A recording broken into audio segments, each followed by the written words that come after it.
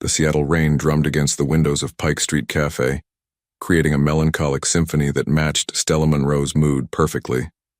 She stood in the doorway, her honey-colored hair dripping onto her shoulders, clutching a weathered leather suitcase that contained everything she now owned. The cafe buzzed with the afternoon crowd, every table occupied by people sharing intimate conversations or tapping away at laptops. Every table except one. A man in an impeccably tailored charcoal suit sat alone, his steel blue eyes fixed on a laptop screen, an untouched cup of black coffee cooling beside him. Something about his rigid posture and the invisible wall he seemed to have built around himself made other patrons unconsciously avoid the empty chair across from him. Stella hesitated, twisting a strand of her wavy hair between her fingers, a nervous habit she'd never managed to break. The alternative was standing there looking like a drowned cat or heading back into the downpour. With a deep breath that did little to steady her nerves, she approached his table. "Excuse me," she said, her voice barely audible above the cafe's ambient noise. "Would you mind if I—" She gestured to the empty chair. The man looked up, his expression unreadable. For a moment he simply studied her, taking in her rain-soaked appearance and the suitcase at her feet. "You can sit," he finally said, his voice deep and measured, "if you'll remain quiet."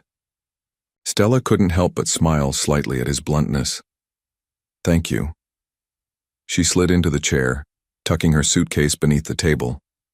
A waitress appeared almost immediately, and Stella ordered a chamomile tea, hoping it might calm her frayed nerves. The man returned to his work, fingers moving efficiently across the keyboard. Stella found herself studying him surreptitiously over the rim of her teacup when it arrived. He was older than she'd initially thought, probably in his late 30s, with dark brown hair that was beginning to gray at the temples. His features were classical, almost aristocratic, but there was tension in the set of his jaw, as if he carried the weight of decisions that kept him awake at night. "The silent arrangement isn't working if you're going to stare," he said without looking up. Heat crept into Stella's cheeks. "I'm sorry, it's just, do you ever feel like your entire life can change in 24 hours? Like everything you thought was solid just dissolves?" His fingers stilled over the keyboard. He looked up, really looking at her for the first time, and something in his expression shifted.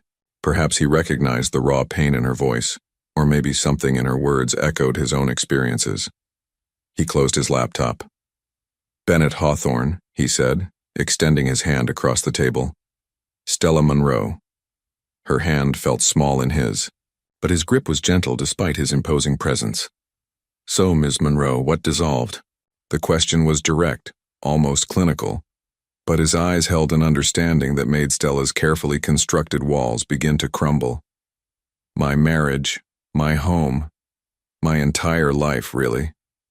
She traced the rim of her teacup with her finger. "I came home early from a business trip to surprise my husband.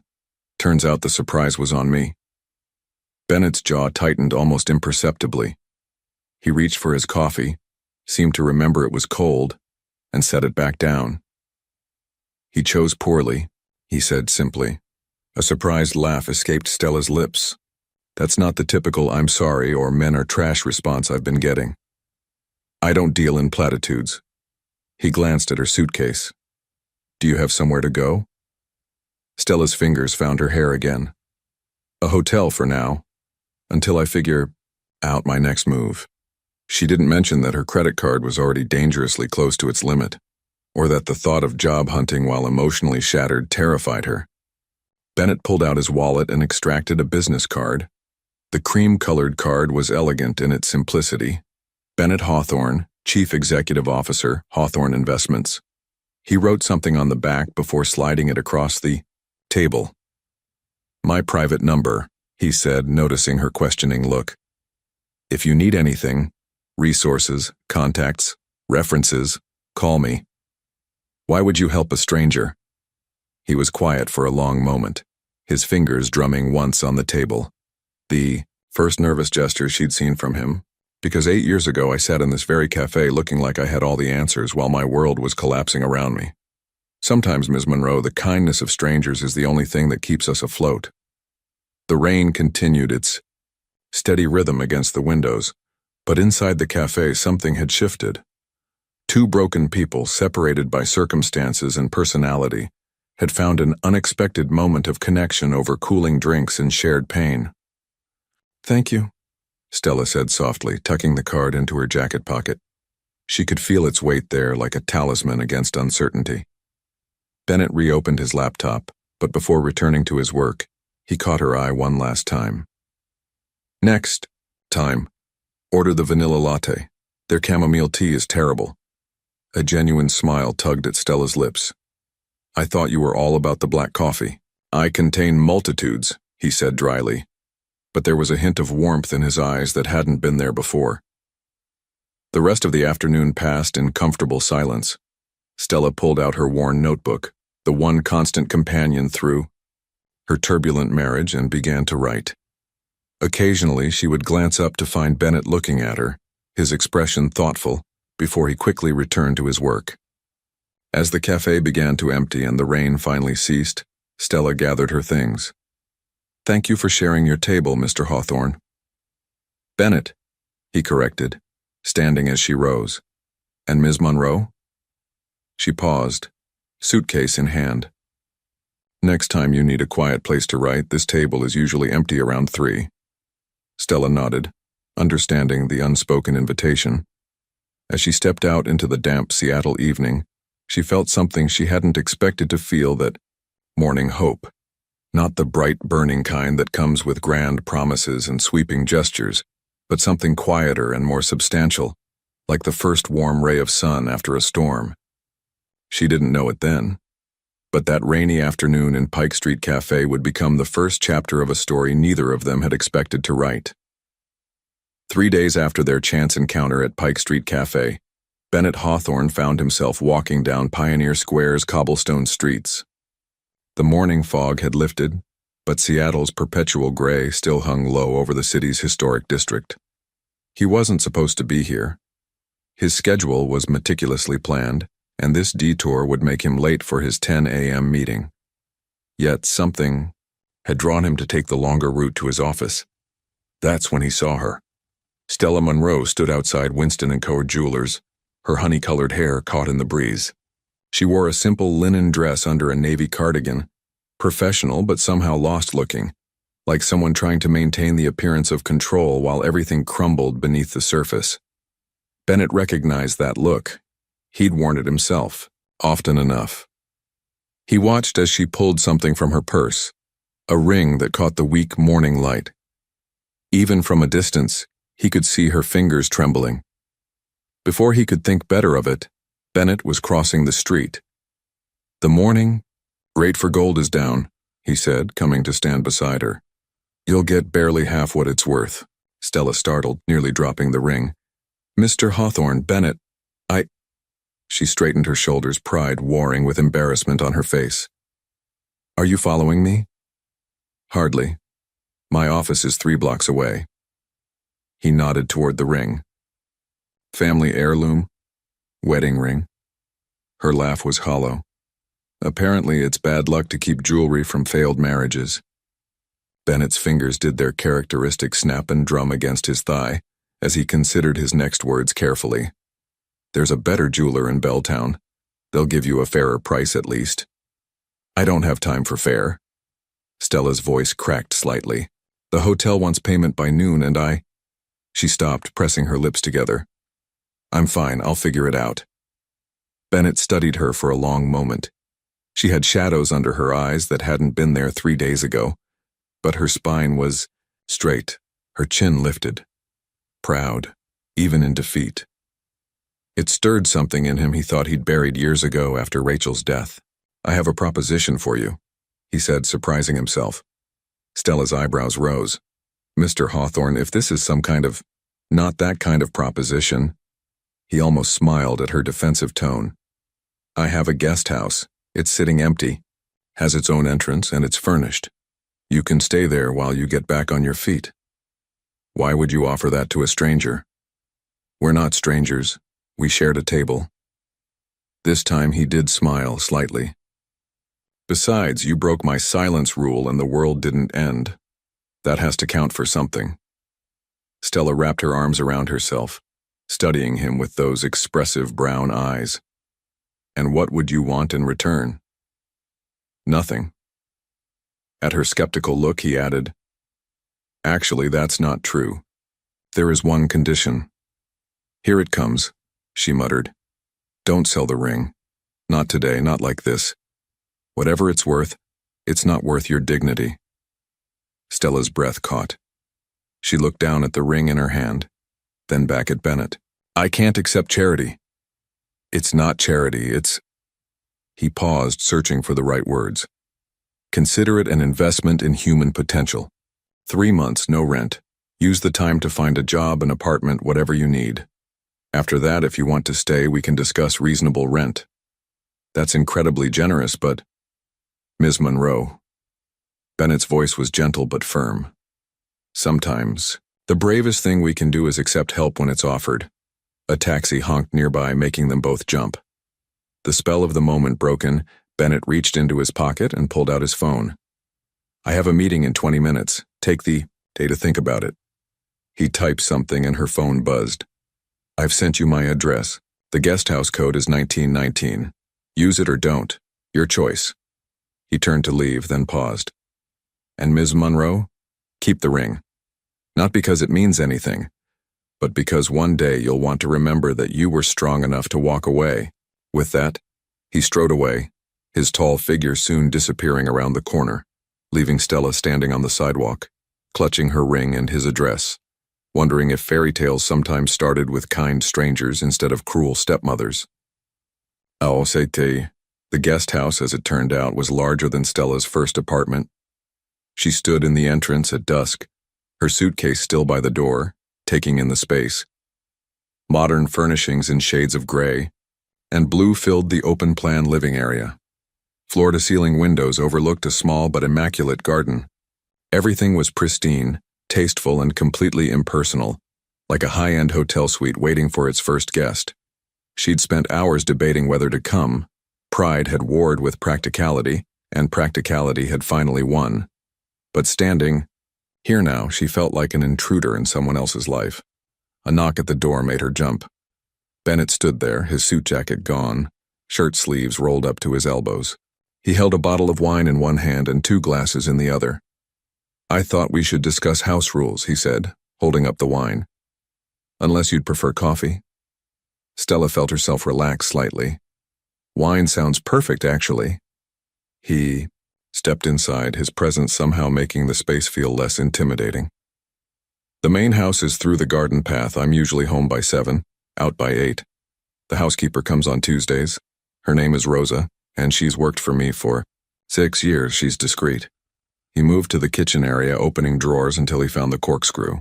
The domestic normality of the action struck Stella as oddly endearing. The gate code changes monthly. I'll make sure you have it. The Wi-Fi password is on the fridge, and... He poured the wine with practiced ease. I don't entertain much, but when I do, I'll give you advance notice. The garden is shared space, but it's yours to use whenever you like. Stella accepted the glass he offered. These don't sound like rules so much as courtesies. The only real rule is this. Don't feel obligated to explain yourself to me. Your life is your own. I'm just... He paused, taking a sip of wine. Consider me a friendly neighbor who happens to own your building. A friendly neighbor who serves excellent wine to strangers he takes in off the street. She raised an eyebrow, trying to lighten the moment. Chateau Margaux 2015, and you're hardly off the street. You're a businesswoman in transition.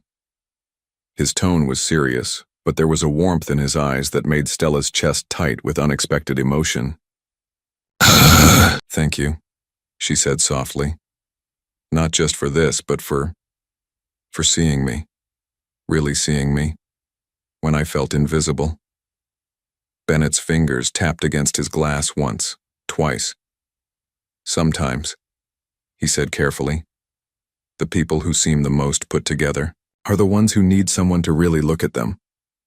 They stood in comfortable silence, sipping wine and watching the last light fade from the garden. Finally, Bennett set his glass down. I should let you settle in. The kitchen is stocked. With basics, if you need anything. He trailed off. I'll figure it out, Stella finished for him. I'm good at that. He nodded, moving toward the door. Good night, Ms. Monroe. Stella, she corrected. If we're going to be neighbors, you should use my first name. He paused in the doorway, a slight smile touching his lips. Good night, Stella. After he left, Stella walked through the guest house again, this time really looking at it. The furniture was expensive but chosen for comfort as much as style. The kitchen was indeed well stocked, not just with basics but with good coffee, various teas, and even fresh fruit. In the bedroom she found fluffy towels and high thread count sheets. Everything spoke of thought and care, not just wealth. It made her wonder about the man who lived in the main house, who offered help to strangers and served them expensive wine, yet seemed so carefully distant. Opening her suitcase, she pulled out her notebook and settled onto the window seat overlooking the garden. The moon was rising, casting silver light over the carefully tended flowers. She began to write. Sometimes help comes disguised as a businessman, in a perfect suit. Sometimes home is a guest house belonging to a stranger. And sometimes, just sometimes, rock bottom has a door code and comes with a very good bottle of wine. Outside, a light went on in the main house, and she could see Bennett's silhouette moving past a window. Her mysterious benefactor, her friendly neighbor. The man who'd seen through her brave face to the truth beneath. Stella touched the ring in her pocket, then pulled it out and set it on the windowsill. Not to keep, but to remind herself that endings could also be beginnings. That sometimes the kindness of strangers could be stronger than the cruelty of those who were supposed to love us. She had 3 months to rebuild her life. 3 months in this beautiful borrowed space. 3 months to figure out who Stella Monroe was without the labels of wife or victim. And somewhere in the back of her mind, a small voice whispered that maybe, just maybe, she wasn't the only one who needed saving. 2 weeks into her stay at the guest house, Stella discovered something unexpected about Bennett Hawthorne. He was a creature of precise habits. Every morning at exactly 6:45 a.m., she would hear the soft whir of his coffee grinder. By 7:15, he would be in the garden, coffee in hand, checking his emails on his phone. He always paused at the rose bushes, touching a particular white bloom, with surprising gentleness before continuing his routine. This morning, she decided to break pattern. The roses seem to be your favorite, she said, stepping out onto her small patio with her own cup of coffee. The morning air was crisp, carrying the promise of autumn. Bennett didn't startle. She was beginning to think nothing could shake his composure, but his fingers did their characteristic snap before he turned to face her. They were my sister's favorite, actually. Rachel insisted on planting them herself. It was the first time he'd mentioned a sister. The past tense in his voice told its own story. Tell me about her, Stella ventured, settling into one of the garden chairs. For a moment she thought he would retreat behind his usual wall of polite distance. Instead, he surprised her by taking the seat across from her. She was unexpected, like sunshine, breaking through Seattle clouds. His voice carried a warmth she'd never heard before. She used to say that gardens need both rain and sun to grow, that people do too. She sounds wise. She was 19 when we lost her. Car accident. His fingers tapped against his coffee cup. I was supposed to pick her up that night, but I had an important meeting. She took a taxi instead. Bennett, I'm so sorry. It was 8 years ago. He said it like a fact, not a comfort. The roses helped me remember her laugh. Stella reached across the space between them, touching his hand briefly. He stiffened but didn't pull away. Thank you for sharing that with me. His eyes met hers, and something shifted in their blue-gray depths. How are the job applications going? The abrupt change of subject might have hurt if she hadn't caught the slight tremor in his voice. This was a man unused to sharing personal pain. 3 interviews this week, she said, allowing him his retreat. 2 marketing firms and 1 publishing house. Publishing? His eyebrow raised slightly. I didn't know you were interested in That field. Stella touched the notebook that was never far from her side. I used to write. Before marriage, before trying to fit myself into someone else's idea of success. She laughed softly. My ex-husband called it a hobby. Said I needed to focus on real work. What do you write? Stories about people finding their way back to themselves. She hadn't meant to be quite so honest. The morning air, the roses, his rare moment of vulnerability, it all made her brave. I have a half-finished novel in this notebook. It's probably terrible. I doubt that. The simple confidence in his voice made her chest tight. A comfortable silence fell between them, broken only by the morning birds and the distant sound of the city waking up. Stella found herself studying Bennett's profile as he gazed at the roses. In these unguarded moments, when his CEO mask slipped, she could see flashes of a different man, one who remembered to water his sister's roses and listen to strangers in cafes. I should head to the office, he said finally, standing. But instead of leaving immediately as he usually did, he hesitated.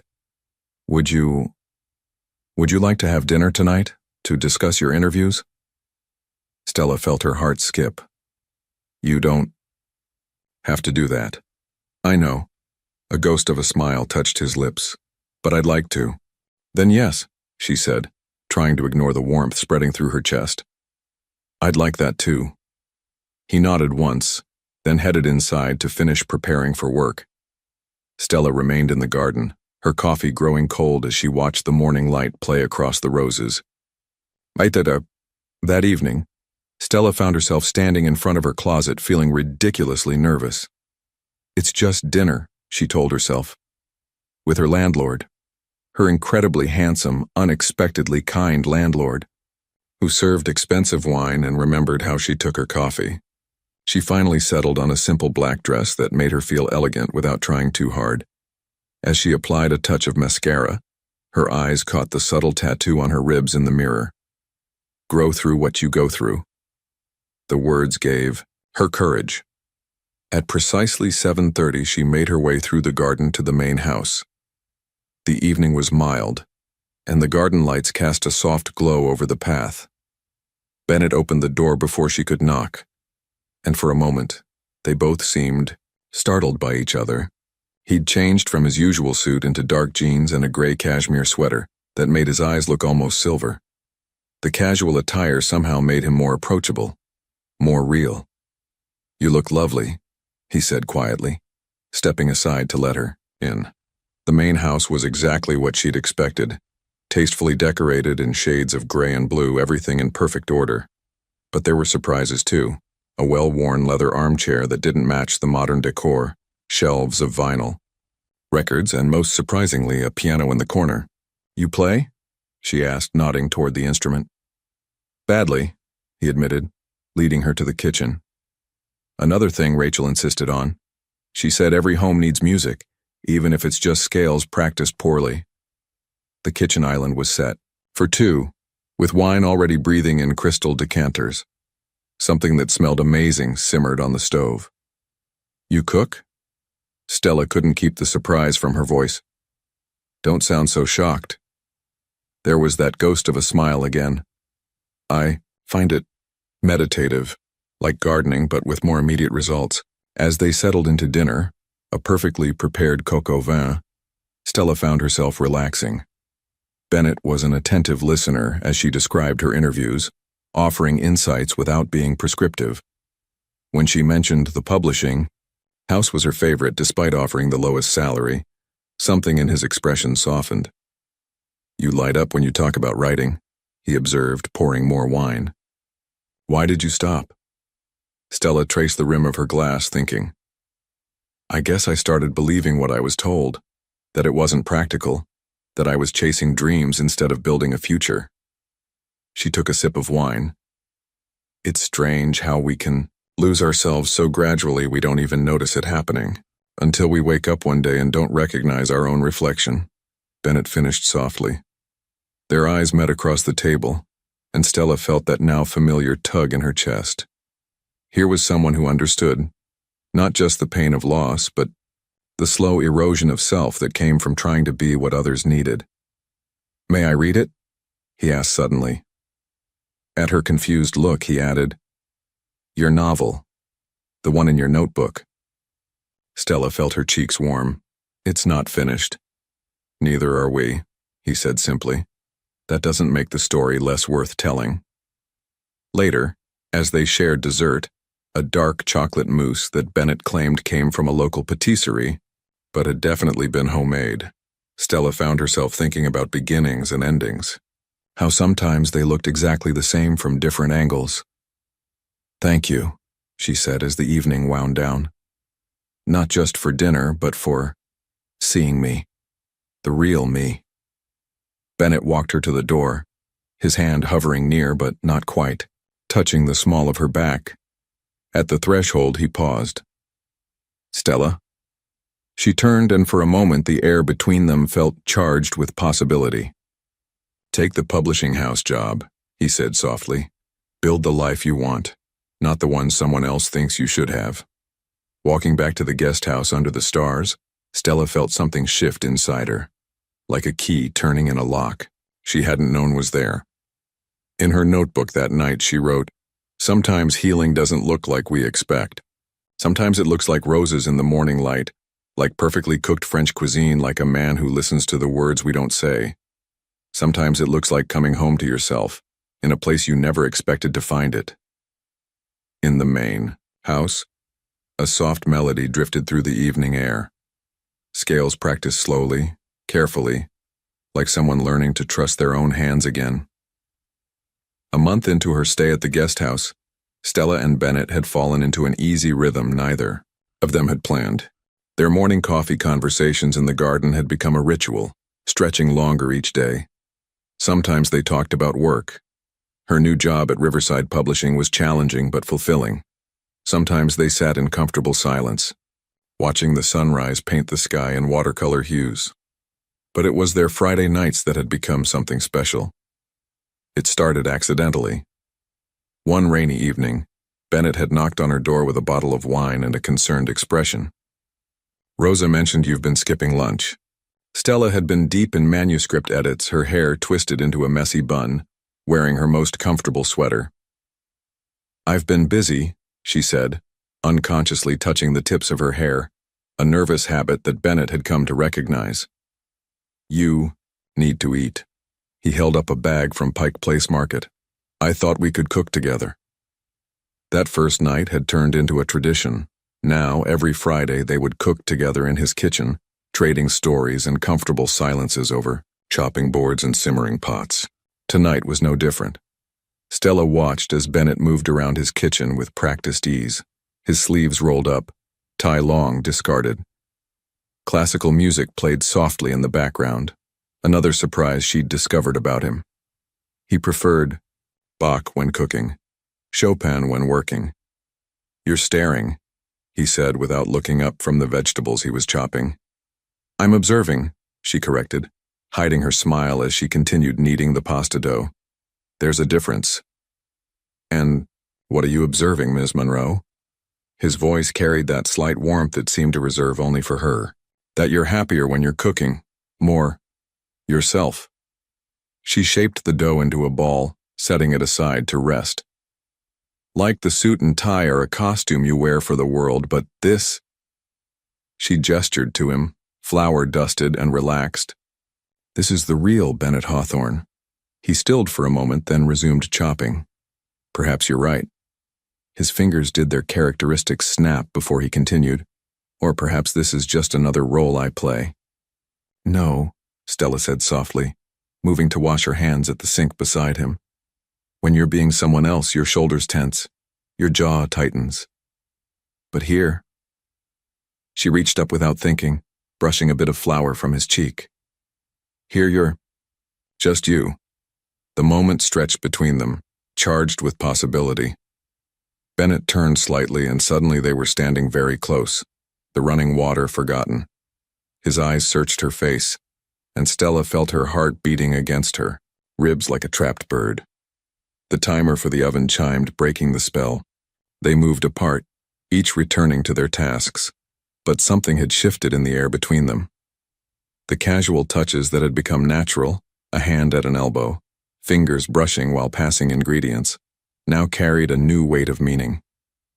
As they sat down to eat, Stella noticed Bennett watching her take her first bite of the handmade pasta.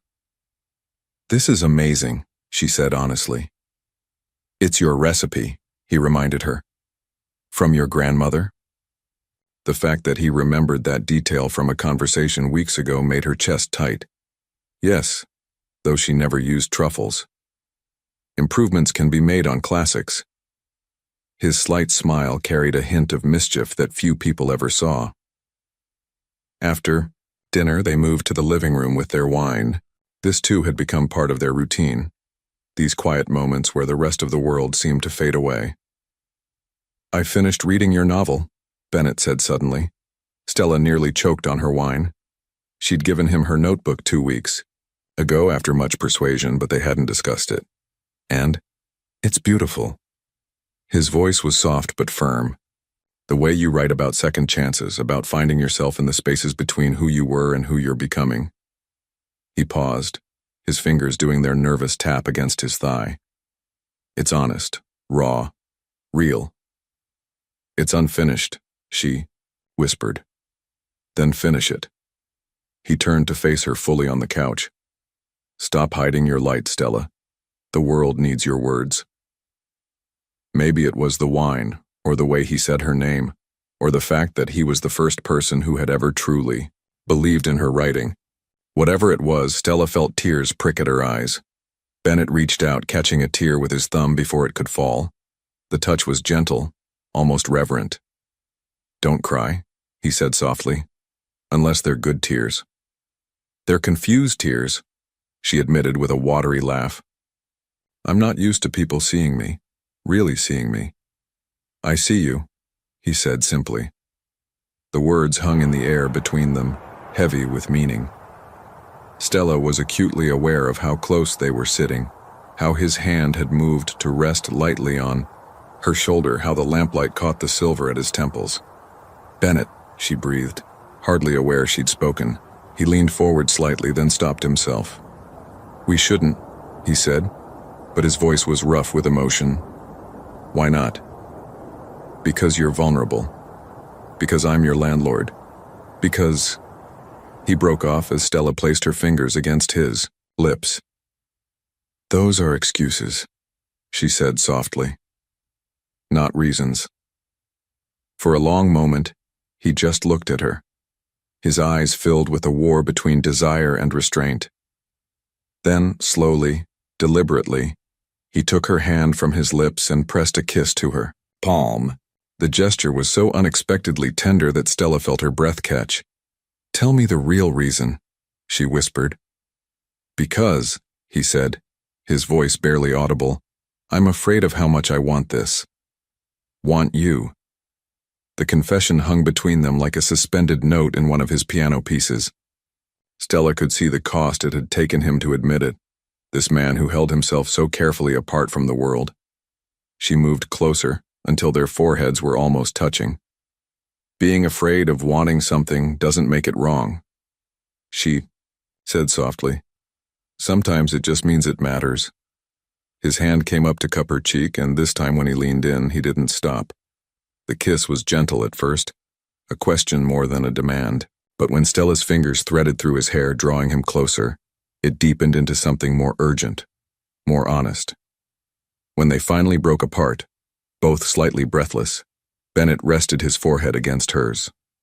"Stay," he whispered. "Not in the guest house, here with me."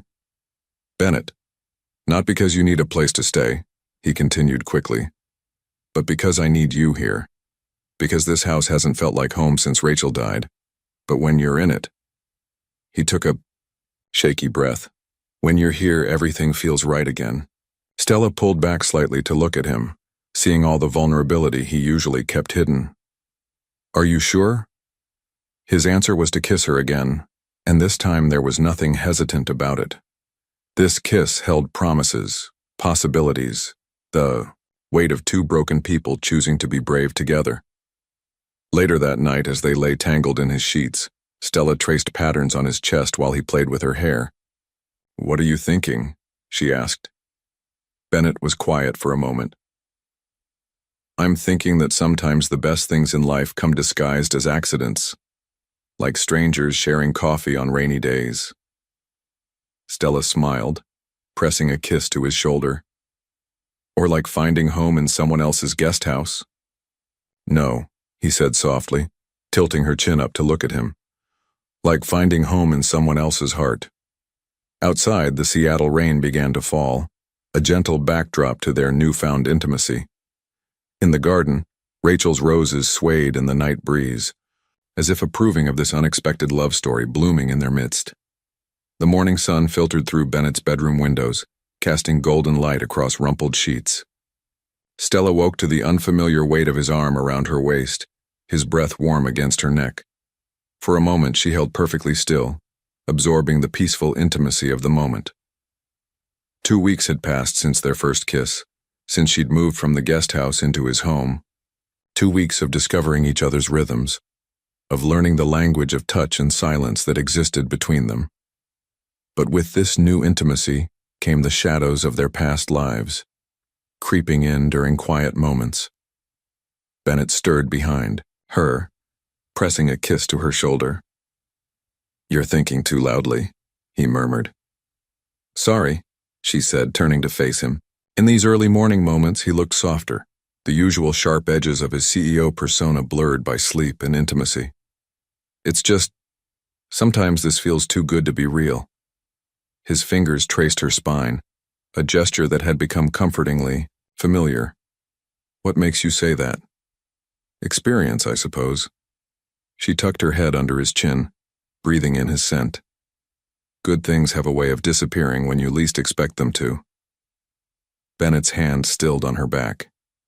"Is that what you're afraid of, that I'll disappear?" "Maybe," she pulled back to look at him. "Or maybe I'm afraid I'll disappear into you like I did with him, lose myself again." The morning light caught the silver in Bennett's hair as he propped himself up on one elbow, studying her face. "You're not the same person you were then," he said quietly. "And I'm not him. I know that." She reached up to touch his face, feeling the slight stubble under her fingers. But old fears don't always listen to logic. He caught her hand, pressing a kiss to her palm, a gesture that had become their private symbol of trust. "Then we'll face them together, day by day." The moment was interrupted by the buzz of Bennett's phone. His expression shifted subtly as he read the message. "The board meeting's been moved up. I need to go in early." Stella watched as he slipped back into his professional persona, efficient movements replacing the languid intimacy of moments before. It was fascinating, and a little heartbreaking, watching him armor himself for the world. "Will you be late tonight?" she asked, sitting up and wrapping the sheet around herself. "Probably." He paused in buttoning his shirt to look at her. "But I was thinking, would you like to come to the office for lunch? There's something I want to show you." The invitation surprised her. They'd kept their relationship private, both still adjusting to its reality. "Are you sure?" "Yes." He smiled slightly. "It's time you saw where I spend my days being decidedly less myself." Hawthorne Investments occupied the top 3 floors of a sleek downtown building. Stella felt slightly out of place as she stepped out of the elevator, though she'd dressed carefully in a navy silk dress that made her feel both professional and pretty. The receptionist's eyes widened slightly when Stella gave her name. Clearly, Bennett didn't make a habit of having lunch visitors. "Ms. Monroe?" a voice called from behind her. She turned to find a sharp-featured woman in her 50s approaching, with a curious expression. "I'm Victoria Nash, head of operations. Bennett asked me to show you to his office. He's running a few minutes behind." As they walked through the office, Stella noticed how the employees watched them with barely concealed interest. She wondered how many of them had ever seen inside Bennett's carefully constructed walls. His office was exactly what she'd expected: minimalist, meticulously organized, with floor-to-ceiling windows overlooking the city.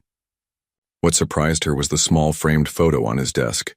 Rachel, young and laughing, surrounded by the roses she'd loved. So, you're the one who's been making our CEO smile lately, Victoria said, studying Stella with shrewd eyes. We. Stella stumbled over her words, unsure how to define what they were to others. It's good, Victoria said simply. He's been alone too long. Ever since Rachel. She trailed off as Bennett appeared in the doorway. Thank you, Victoria, he said, his tone professional but warm. Something in the way the older woman squeezed his arm as she left spoke of a long-standing relationship that went beyond boss and employee. Once they were alone, Bennett's posture relaxed slightly. Sorry I'm late. The board meeting was challenging. Is everything okay? Stella moved closer, noting the tension in his shoulders. Just the usual power plays. He reached for her, then seemed to remember where they were and let his hand drop. But that's not why I asked you here. He led her to a door she hadn't noticed, hidden in the wood paneling. Inside was a small room with a single desk, a computer, and a view of Mount Rainier in the distance. What is this? She asked. Your office, if you want it. At her confused look, he continued, The publishing house lets employees work remotely 2 days a week. I thought, maybe you'd like to work here sometimes, when you want company but need your own space. Stella felt her throat tighten with emotion. It was such a perfectly Bennett gesture, practical yet deeply thoughtful, offering closeness while respecting her independence. You don't have to answer now, he added quickly, misreading her silence. I just wanted you to know it's here if... She cut him off with a kiss, not caring about the professional setting. When she pulled back, his eyes were soft with understanding. Thank you, she whispered, for seeing what I need, even when I'm not sure myself. They had lunch delivered to his office, Thai food from their favorite place near home. The word home slipped naturally into Stella's thoughts now, and she marveled at how quickly their lives had intertwined. Tell me something true, she said, as they sat on his office couch, sharing pad thai and stolen glances. It was a game they'd started playing, these requests for honesty in random moments. Bennett considered for a moment, his fingers doing their characteristic snap. I'm terrified, he admitted finally. Of what? Of how easily you've become essential. Of how much I want to give you everything while being afraid that everything isn't enough. He set down his fork, turning to face her fully. Of how much it would hurt to lose you. Stella reached for his hand, linking their fingers. Tell me, something else true. I think I'm falling in love with you. The words came out in a rush, like he couldn't hold them back anymore. And that terrifies me most of all. The city stretched out below them, Seattle's endless dance of sun and shadow playing across the buildings. In that moment, Stella felt the weight of their shared fears, their individual traumas, their cautious hopes for the future. I think I'm falling in love with you too, she whispered. And you're right, it's terrifying, but maybe that's okay. Maybe being scared together is braver than being fearless alone. Bennett pulled her closer, pressing his forehead to hers. In the distance, a fairy horn sounded, and the afternoon sun caught the silver band of her old wedding ring, still sitting on his office windowsill where she'd left it weeks ago. A reminder, not of what she'd lost, but of what she'd found the courage to leave behind. Later that night, after Bennett finally came home from his late meetings, they lay tangled together on the living room couch, the soft sounds of Chopin filling the air. Stella worked on her novel while he read through reports, their domestic, peace punctuated by comfortable silences and shared glances. Move the rest of your things in tomorrow, Bennett said suddenly, his voice soft but certain. Stella looked up from her laptop. I thought I already had. No, you left some things in the guest house just in case. His eyes met hers, understanding, and challenge mixing in their depths. Stop keeping one foot out the door, Stella. Be here fully with me. She closed her laptop, turning to face him fully. Are you sure?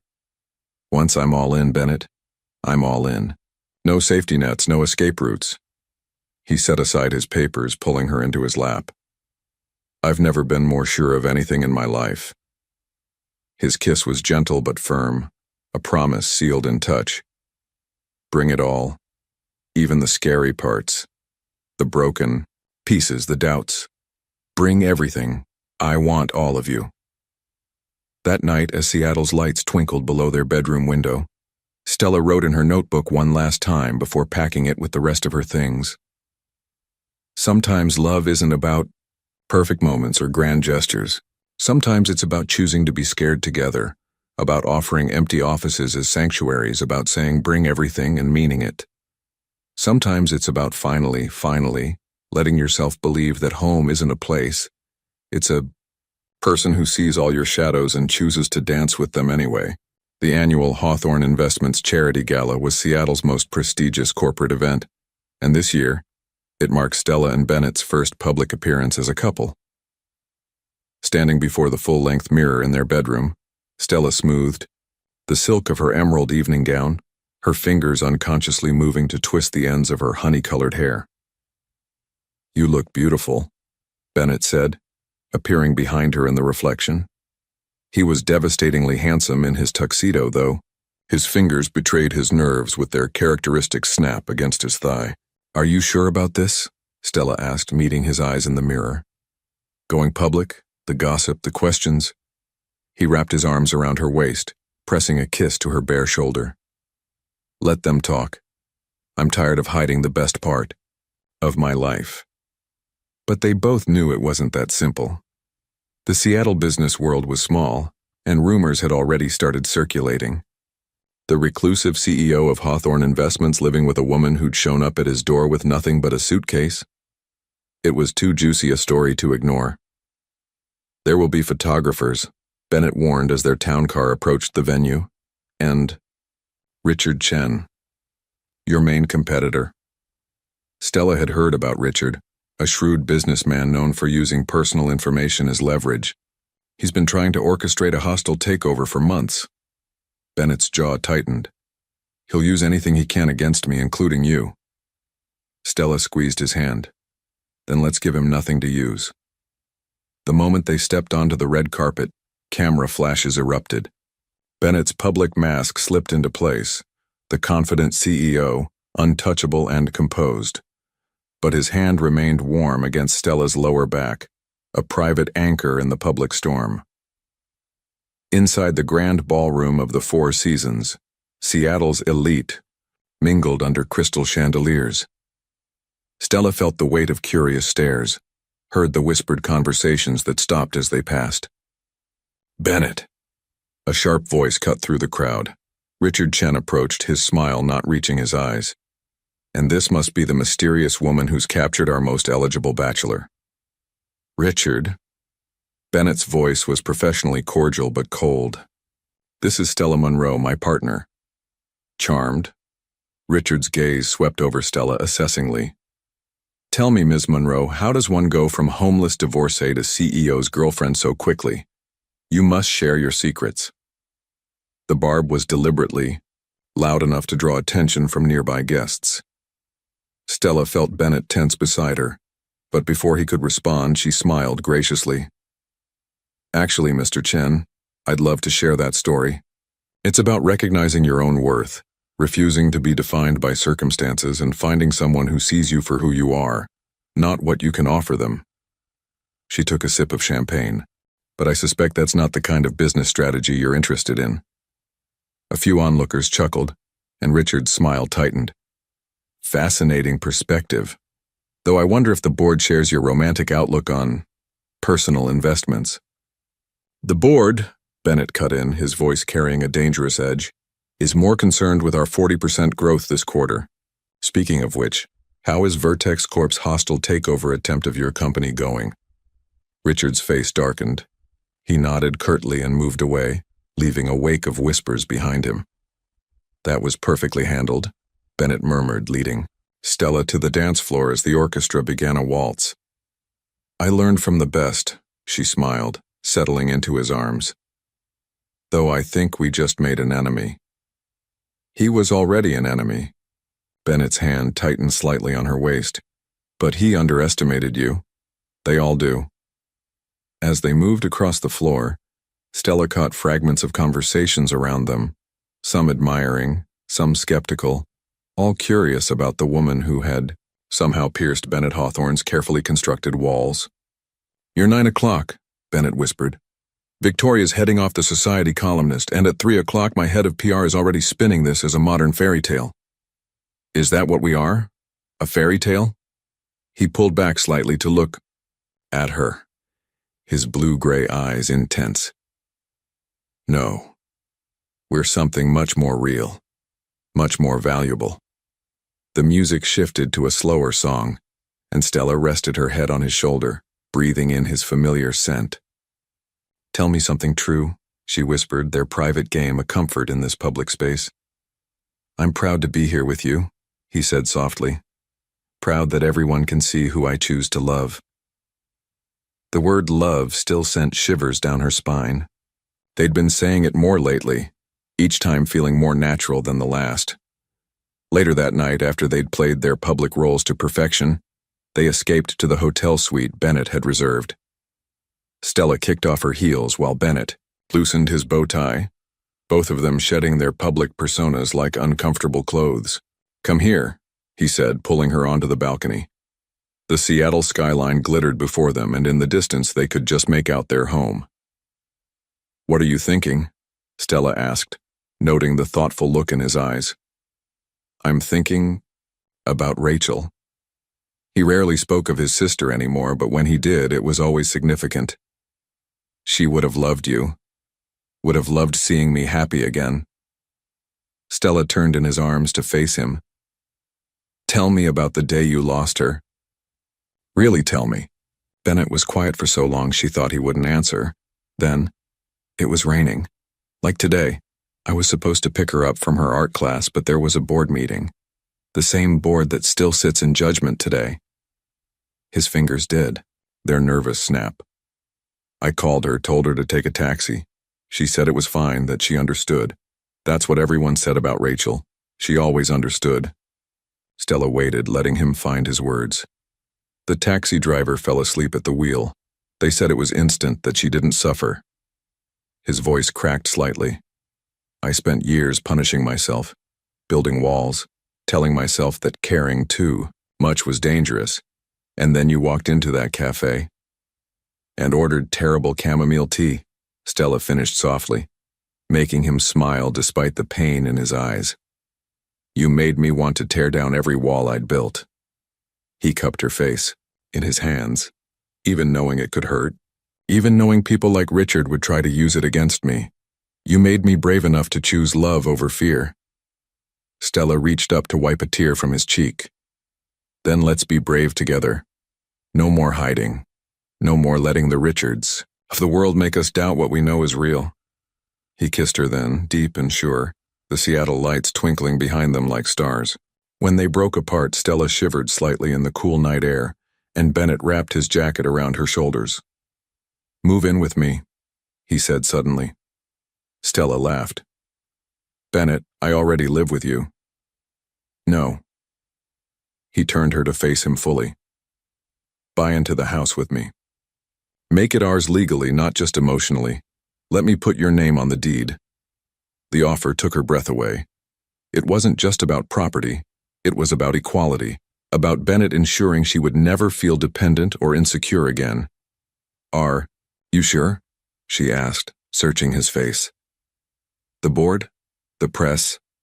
Let them talk." He pulled her close. "I want everyone to know that you're not just sharing my life. You're building it with me. Equal partners, equal stakes, equal hearts." In their garden at home, Rachel's roses swayed in the night breeze, their white petals glowing under the moonlight. And in a luxurious hotel suite high above Seattle, two people who had once been afraid to trust love held each other and chose once again to be brave together. The morning everything changed started like any other. Stella was in their kitchen, coffee in hand, reviewing final edits for her novel when her phone buzzed with a news alert. The headline made her blood run cold.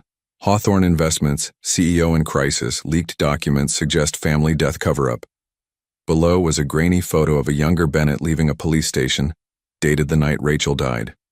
The article published, by one of Seattle's most ruthless business blogs, implied that Bennett's role in his sister's death might have been more complicated than previously reported. Stella's hand shook as she scrolled through the article. Someone had leaked selected portions of the police report, Rachel's autopsy results, and Bennett's statement, all carefully curated to paint a damning picture. The final paragraph mentioned an anonymous source claiming Bennett had been drinking the night he canceled picking up Rachel. The sound of Bennett's footsteps on the stairs made her heart race. How could she tell him? But before she could decide, his phone rang. The look on his face as he answered told her he already knew. "I see." His voice was ice cold. CEO Bennett, fully in place. "No, don't release any statements yet. Call an emergency board meeting. 1 hour. He ended the call and stood perfectly still, his back to her, staring out at Rachel's roses in the garden. "Bennett," Stella said softly, moving toward him. "Don't." The word was sharp enough to make her stop. "I need to handle this." "We can handle it together." He turned then, and the pain in his eyes took her breath away. "There is no we in this, Stella. This is my burden, my past." "That's not true." She took another step forward. "Your past is part of our present. Let me help." "Like you helped at the gala?" His voice was bitter now. "This isn't another social challenge you can charm your way through. This is my sister's death being turned into tabloid fodder." The words hit Stella like a physical blow. "That's not fair." "No?" He ran a hand through his hair, his fingers snapping in agitation. "Richard Chen's team has been digging. They found out about the drinks I had at lunch that day, about the board meeting that made me cancel on her. They're painting me as a drunk, privileged CEO who chose business over family and then covered it up. Then we'll fight it. Together." "There is no together in this." His shout echoed through the kitchen. "This is exactly what I was afraid of. Getting close to someone, letting them in, it just creates vulnerabilities, weapons for people to use against you." Stella felt tears threatening but forced them back. "So that's it? One crisis and you shut me out? Push me away?" "I'm not pushing you away. I'm protecting you." "No." She moved to stand directly in front of him. "You're protecting yourself. You're falling back on old patterns because you're scared. Well, guess what? I'm scared too. But I'm still here." "Stella, no. You need to listen." Her voice shook, but held firm. "I know what it's like to have your past twisted into something ugly, to have private pain turned into public spectacle. My ex-husband made sure the whole world knew about my failures as a wife. But you know what? I survived. And you will too. But not by shutting out the people who love you." Bennett's face was a mask of controlled pain. "You don't understand. If this story gains traction, if the board loses confidence, I could lose everything I've built, everything I've worked for since Rachel died. Then lose it." The words came out before she could stop them. "Lose the company, lose the reputation, lose it all. I'll still be here. Will you?"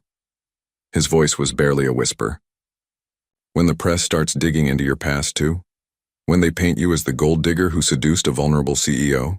When every mistake you've ever made becomes headline news?" "Yes." She reached for his hand, and this time he didn't pull away. "Because none of that matters. What matters is the truth. And the truth is I love you. The real you. Not the CEO, not the public figure, not the perfect brother who carries all this guilt. Just you." Something in his expression cracked. "I never told anyone," he said, his voice breaking. "That day at lunch I had 2 glasses of wine. The board meeting ran late. I thought she'd be fine taking a taxi. She always was. Always independent. Always understanding." "It wasn't your fault," Stella said softly. "Wasn't it? If I'd been there, then maybe you'd both be dead. Or maybe you'd both be fine. We can't live in what-ifs, Bennett. Trust me, I've tried." He looked at her then, really looked at her, and some of the tension left his shoulders. "How do you do that?" Do what? Cut through all my defenses. Make me feel human again. She smiled slightly. The same way you do it for me. By seeing the real person behind the walls. Bennett pulled her into his arms then, holding her like she was the only solid thing in a world spinning out of control. I'm sorry, he whispered into her hair, for pushing you away, for letting fear win, even for a moment. I know. She held him tighter. But next time, remember, your burdens are our burdens now. Your fights are our fights. They stood like that for a long moment, the morning sun casting their joined shadows across the kitchen floor. Finally, Bennett pulled back slightly. The board meeting, he said. Come with me. Are you sure? Yes. His voice was stronger now. It's time they met my partner, my real partner, not just the woman from the charity gala, the one who makes me brave enough to face my past. As they prepared to leave, Stella paused by the garden doors looking at Rachel's roses. She would be proud of you, you know, not for the company or the success, but for this moment, for choosing love over fear. Bennett's hand found hers, their fingers intertwining. Tell me something true, he said, their private game now a comfort in crisis. I'm not going anywhere, Stella replied. No matter what, headlines they write, what stories they spin, I'm all in, remember? He kissed her then, soft and sure, a promise sealed in the morning light.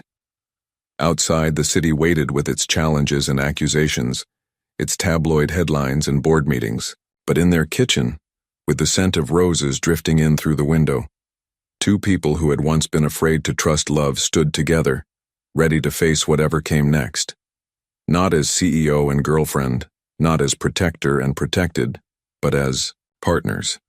Equal hearts facing an unequal world, choosing each other despite the cost because of the cost beyond the cost, and in that choice lay their greatest strength. The Hawthorne Investments boardroom fell silent as Bennett and Stella entered hand in hand. 12 pairs of eyes watched them cross the expansive space, some curious, others openly hostile. Richard Chen sat at the far end, a satisfied smirk playing at his lips. Mr. Hawthorne, Board Chairman Douglas Weber began, given the serious nature of these allegations. Before we begin, Bennett interrupted, his voice steady, I'd like my partner to address the board. A murmur of surprise rippled through the room. This wasn't protocol and everyone knew it. But before anyone could object, Stella stepped forward, her honey-colored hair catching the morning light streaming through the floor-to-ceiling windows. 8 years ago, she began, her voice clear and strong. A young woman named Rachel Hawthorne died in a tragic accident. Today, someone tried to turn that private tragedy into a public scandal. Her eyes found Richard's, holding his gaze.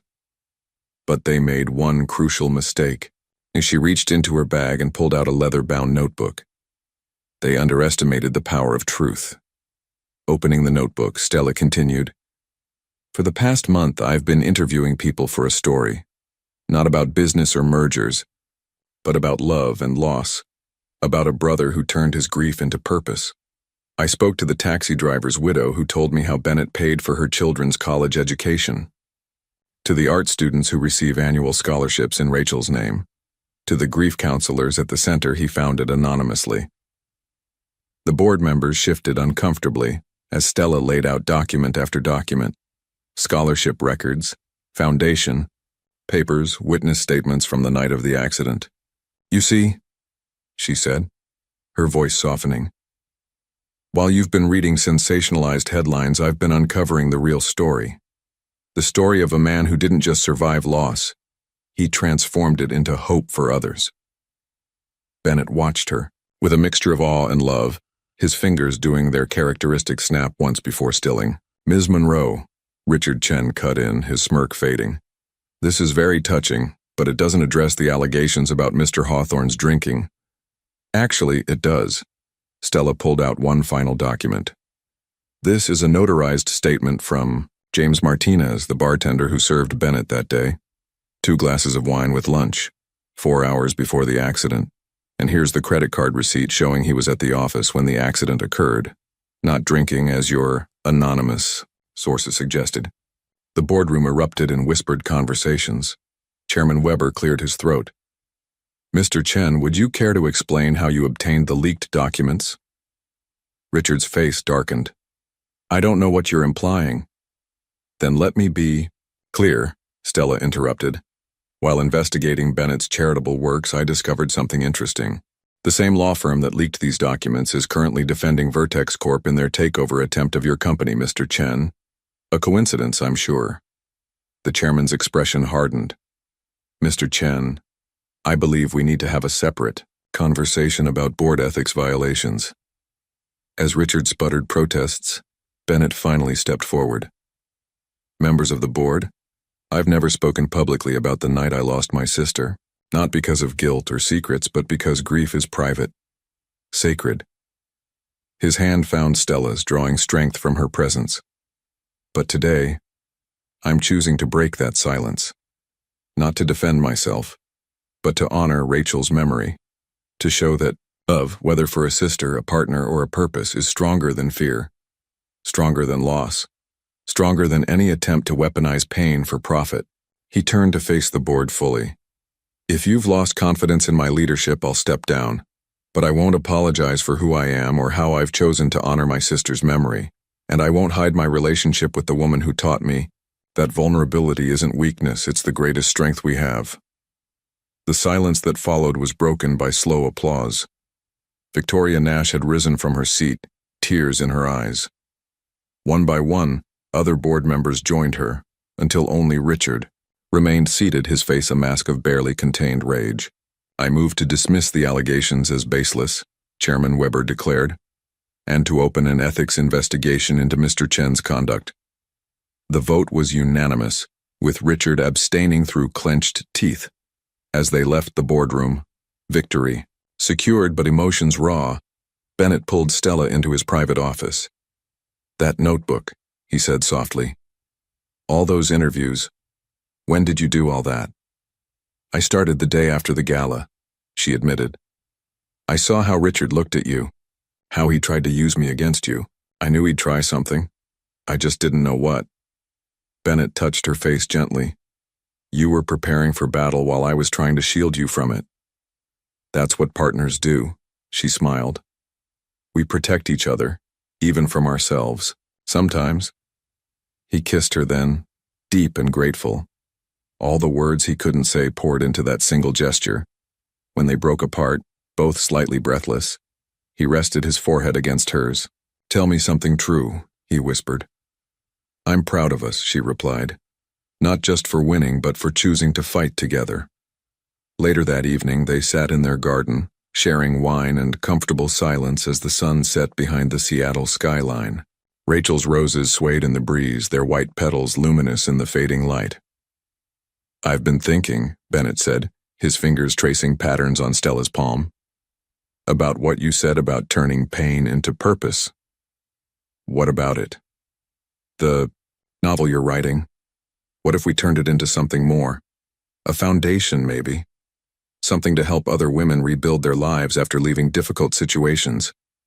Stella turned to look at him, seeing the quiet excitement in his eyes. Like a safe haven? More than that. A place that offers housing, job training, legal support, everything you needed when you first walked into that cafe. Everything. You offered me, she said softly. Everything we could offer others. He squeezed her hand. Together. As night fell over Seattle, two people who had once been afraid to trust love sat in their garden, planning a future built not despite their past pain, but because of it. A future where every ending could become a beginning, where every loss could transform into purpose, where love wasn't just an emotion but a force for change. And in the gentle darkness, Rachel's roses stood witness to this new chapter in their story. A chapter about turning private healing into public hope, about choosing to be not just partners in love, but partners in purpose. A chapter that proved that sometimes the deepest wounds can become the strongest foundations for building something beautiful. 3 months after the board meeting showdown, Pike Street Cafe buzzed with its usual morning crowd. Bennett sat at his regular table. Their table, fingers drumming nervously on the polished wood. Victoria Nash watched him with barely concealed amusement from across the table. "You're sure this is what you want?" she asked, sliding a small velvet box across to him. "The board's still settling after everything with Richard." "I've never been more certain of anything," Bennett interrupted, opening the box to reveal a stunning emerald-cut diamond set in platinum, with small emeralds flanking either side. The gems matched the exact shade of the dress Stella had worn to the gala. "It's beautiful," Victoria smiled. "But—" Bennett's fingers did their characteristic snap. "But I want it to be perfect. She deserves perfect." "Oh, Bennett." Victoria reached across to pat his hand. "After all this time, you still don't see it, do you? She doesn't want perfect, she wants you." Across town, Stella sat in her office at Riverside Publishing, staring at her computer screen without really seeing it. Her novel was done. Really, done, and her editor had just sent the final approval email. The story of a woman finding herself, finding love, finding purpose, all wrapped in fiction thin enough to let truth shine through. Her phone buzzed with a text from Bennett. "Dinner. Tonight, the usual place?" Their usual place had become a small Italian restaurant tucked away in Pioneer Square, where the owner, Marco, treated them like family and always saved their favorite corner table. Stella smiled, typing back, "Wouldn't miss it." What Bennett didn't know was that she had news of her own.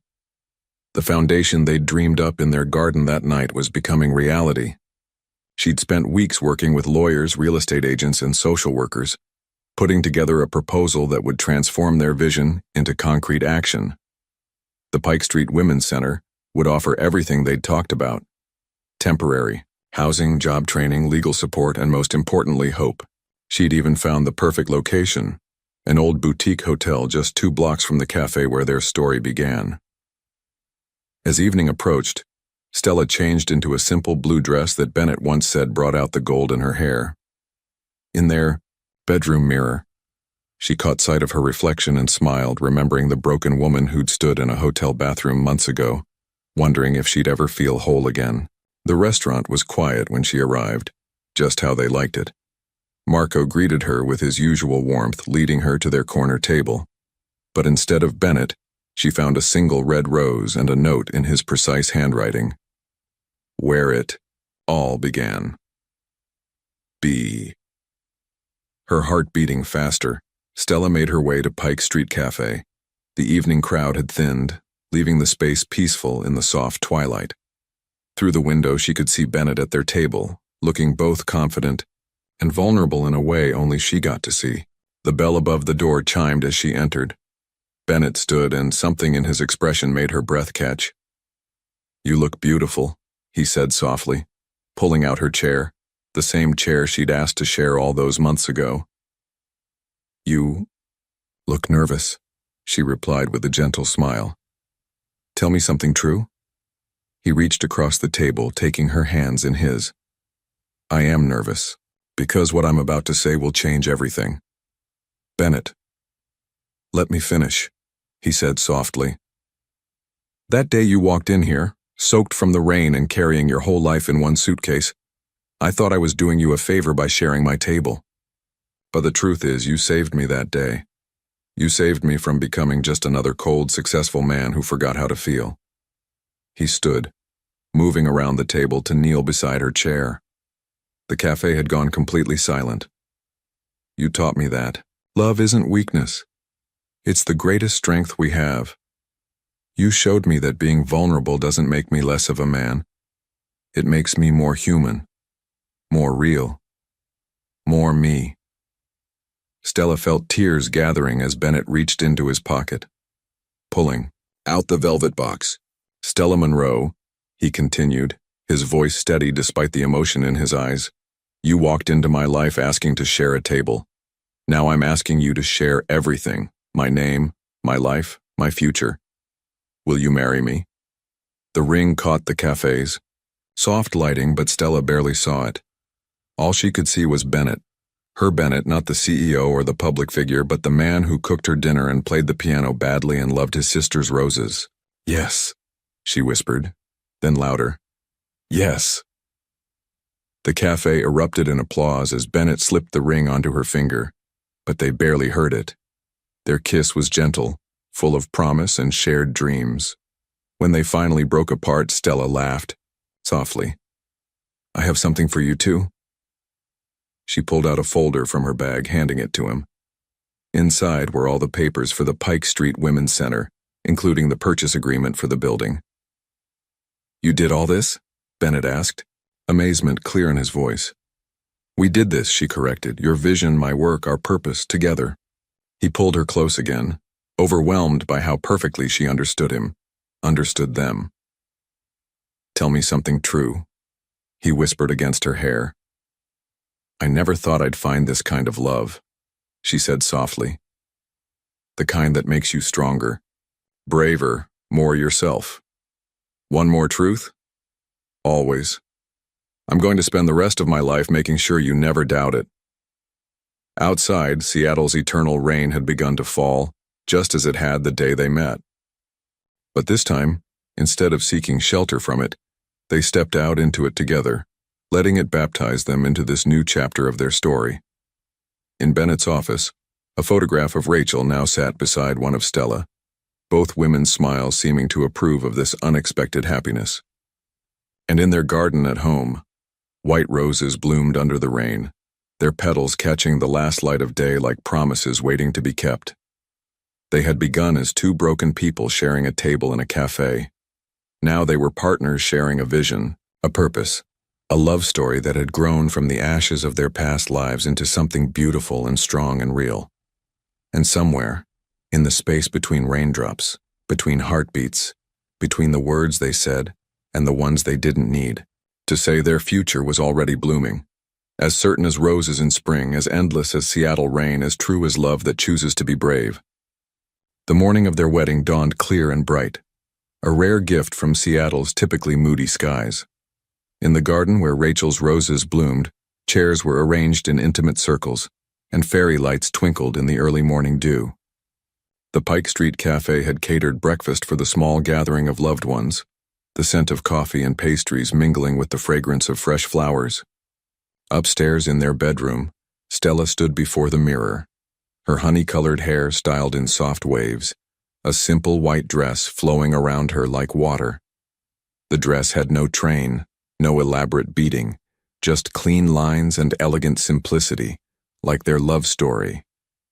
Victoria Nash appeared in the doorway, her eyes misty. The first guests are arriving, and Bennett's wearing a path in the garden, checking the roses for the 100th time. Stella smiled, touching the emerald-cut diamond on her finger. Is he doing his nervous snap?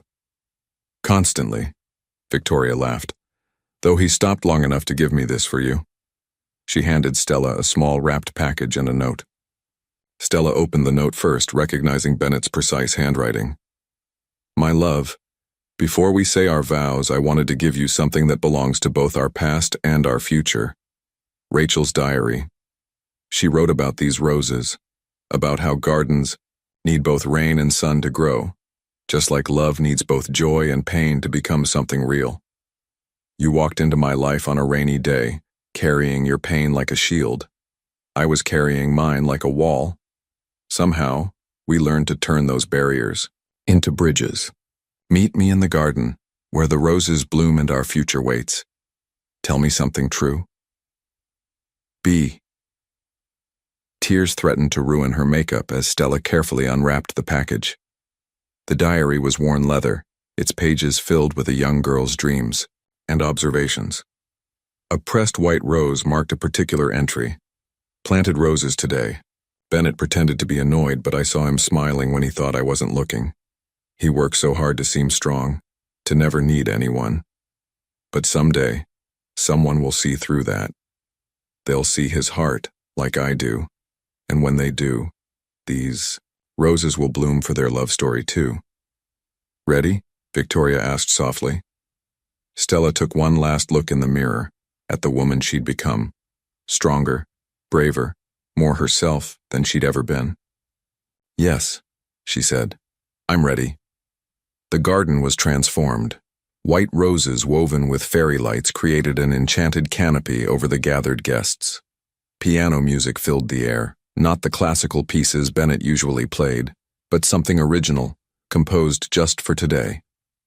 And there he stood, under an arch of Rachel's roses, looking more vulnerable and more powerful than she'd ever seen him. When their eyes met, everything else faded away, the guests, the music, the whole world narrowing to just them. Marco from the Italian restaurant now ordained for the occasion began the ceremony with a smile. "We gather here today in a garden planted with love to celebrate two people who found each other on a rainy day in a cafe.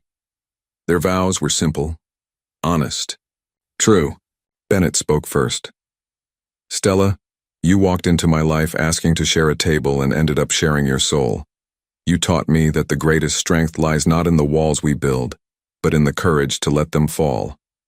I vow to choose you, to choose us every day, to face whatever storms come our way together, to be your partner in all things, your safe harbor in rough seas, your home in every sense of the word." Stella's voice shook with emotion as she responded. "Bennett, you saw me when I was invisible, even to myself. You offered shelter without making me feel small, gave love without asking for anything in return. I vow to be your equal in all things, in strength, in vulnerability, in purpose. To remind you every day that love isn't weakness, it's the greatest power we have. To build a life with you that honors both our past and our future." As they exchanged rings, a light rain began to fall. Not the heavy storms of Seattle's winters, but a gentle spring shower that made the roses glisten and the fairy lights dance. "Tell me something true," Bennett whispered as they shared their first kiss as husband and wife. "We're just beginning," Stella answered against his lips. The celebration moved seamlessly from wedding to another momentous occasion, the grand opening of the Pike Street Women's Center. The old boutique hotel had been transformed into a haven of hope, its doors opening that very afternoon to welcome its first residents. Stella and Bennett, still in their wedding clothes, cut not just a wedding cake but also a ribbon, officially opening the center that would help other women write their own stories of rebirth and renewal. "To new beginnings," Bennett toasted, looking out at the gathered crowd of friends, family, and the center's first residents. "And to the power of love to transform pain into purpose. To shared tables and second chances," Stella added, her eyes meeting his with infinite understanding. Later that evening, after the guests had gone and the fairy lights twinkled in the growing dusk, Bennett and Stella danced alone in their garden. Her head rested on his shoulder, his arms held her close, and above them the Seattle sky painted itself in sunset colors. "Happy?" he asked, his fingers tracing patterns on her back. "Beyond words," she smiled. "Tell me something true?" "I never thought I'd have this," he admitted softly. "This kind of love, this kind of purpose, this kind of peace." "One more truth?" "Always." "We're going to change lives together," she whispered. "Not just our own, but others too. Every woman who walks through those center doors, carrying her whole life in a suitcase like I once did. They'll find what you found," he finished. "A chance to rebuild, to grow, to bloom." In the garden, Rachel's roses swayed in the evening breeze, their white petals luminous in the fading light. The old diary entry had been right. These roses had bloomed for their love story, would continue to bloom for all the love stories yet to come. And in the quiet of their first evening as husband and wife, two people who had once been afraid to trust love held each other and danced, their shadows merging in the twilight like their lives had merged, not despite their past pain, but because of it, not erasing their scars but turning them into constellations that mapped the journey home, to a table shared in a cafe on a rainy day, to a garden where roses bloomed through all seasons, to a love that had taught them both that sometimes the greatest strength lies not in standing alone, but in choosing to fall together, trusting that in the falling they would learn to fly. 2 years later, the autumn sun cast long shadows across the Pike Street Women's Center's rooftop garden, where dozens of white rose bushes, all cultivated from cuttings of Rachel's original plants, bloomed despite the cooling weather. Stella stood at the railing, watching the sunset paint Seattle's skyline in shades of gold and pink, one hand resting lightly on her growing belly. "I thought I'd find you up here." Bennett's voice came from behind her. He wrapped his arms around her, his hands joining hers over their unborn daughter. "The roses needed checking?" "They always do," she smiled, leaning back against him. Just like their Aunt Rachel said, in the 2 years since their wedding, the center had helped over 200 women rebuild their lives. Each one received a small white rose bush when they moved into their own place, a living symbol of growth and renewal. The tradition had started with their first success story, a woman named Claire who'd arrived much like Stella had, with a suitcase and a broken heart. Now Claire ran the center's job training program, helping other women discover their own strength. The garden where they stood had been her idea, a place where current residents could tend the roses and find peace in nurturing new life. "Did you tell the board?" Stella asked, turning in Bennett's arms to face him. His fingers did their characteristic snap, but his smile was sure. "That I'm stepping down as CEO to focus on the foundation? Yes. Victoria will make an excellent successor. And they agreed that expanding the Women's Center initiative nationwide is a worthy next chapter for Hawthorne Investments." He tucked a strand of her honey-colored hair behind her ear. "Though I think Richard Chen might have had a small stroke when I announced it." Stella laughed, the sound carrying across the garden where small groups of women gathered, sharing stories and supporting each other. "Tell me something true?" "I've never been happier," Bennett said softly. "Watching you with these women, seeing how the center has grown, knowing our daughter will grow up understanding the power of purpose." He pressed a kiss to her forehead. "Rachel would have loved all of it." "She does," Stella said simply. "Every time these roses bloom, she's here with us." Below them, the Pike Street Cafe was closing for the day. They still had their standing Friday night dinner date at their old table, where Marco would serve them special dishes not on the menu and pretend not to notice when they stayed past closing, lost in conversation. Their original home had been transformed too. The guest house where Stella had first stayed now hosted women transitioning out of the center's main facility, a stepping stone between crisis and independence. Their garden had expanded, with Rachel's roses multiplying as if determined to spread their message of hope and renewal. "One more truth?" Bennett asked, his hand gentle on her belly where their daughter kicked. "Always. Sometimes I think about that rainy day, about how close I came to saying no when you asked to share my table." His voice was thoughtful. "One word could have changed everything. But you didn't say no," Stella reminded him. "You chose to be brave, just like you choose it every day since." They stood together in comfortable silence, watching the garden fill with shadows and starlight. Each woman below had her own story of rain and roses, of falling and rising, of learning to trust love again. And each one carried a piece of Stella and Bennett's story with them, in the roses they tended, in the strength they found, in the second chances they embraced. "We should head home," Bennett said softly. "Your manuscript won't edit itself." Stella's second novel was nearing completion.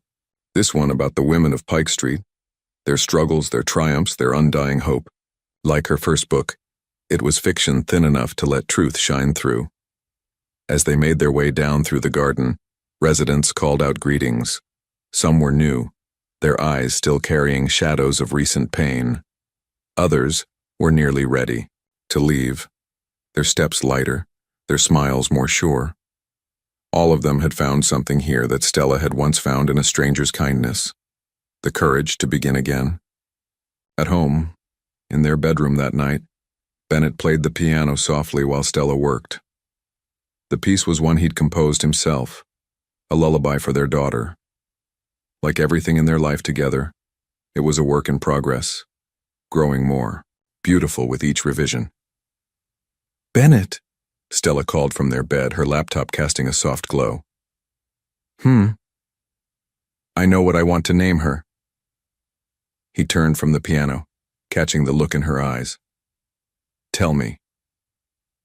Rachel, Stella said softly. Rachel Rose Hawthorne. Bennett's breath caught. He crossed the room to sit beside her, his hand finding its home over their daughter. Tell me something true? She'll grow up knowing love isn't weakness, Stella whispered. That sometimes the bravest thing we can do is share our table with a stranger. That gardens need both rain and sun to grow. Through their window, Rachel's roses swayed in the night breeze, their white petals luminous under the stars. Like love, like hope, like the endless cycle of renewal they represented, they bloomed on, season after season, story after story, heart after heart. And in their gentle persistence, they whispered the truth that Stella and Bennett had discovered that rainy day in a cafe, that sometimes the end of one story is just the beginning of a better one. You just have to be brave enough to turn the page. Have you ever had a moment in your life when, like Stella, you had to start again from scratch? That moment when all seemed lost, but a kind gesture or a special person completely changed your story? What was your journey of overcoming? Your participation in the channel is very important. Please leave your opinion in the comments. Thank you very much for watching to the end. If you liked the story, don't forget to subscribe to the channel. Leave a like and share your opinion in the comments. Your participation is very important to us. See you next time.